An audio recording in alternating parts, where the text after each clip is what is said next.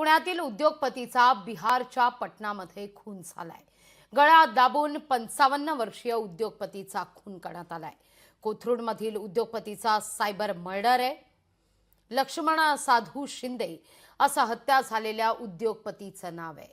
कंपनीच्या कामाकरता मेल करत उद्योगपतीला पटनाला बोलवलं आणि त्यानंतर ही घटना घडल्याचं कळतंय। लक्ष्मण साधू शिंदे हे 55 वर्षीय वयाची व्यक्ती आहे, राहणारे कोथरूडची। त्यांची सेंट्रिफ्युगल नावाची कंपनी आहे, खेडशिवपूरला ते त्यात काम करतात। COPचे माझे स्टुडंट आहेत। तर त्यांना ते मिसिंग झाल्याबद्दल आपल्याकडे त्यांच्या नातलगांनी तक्रार दिली होती 12 तारखेला। ती मिसिंग रजिस्टर आपण नोंद केलेली। मीन टाईम तपासामध्ये कोथरूड पोलीस स्टेशनला त्यांचं जे लोकेशन आहे ते पटना या ठिकाणी मिळत होतं।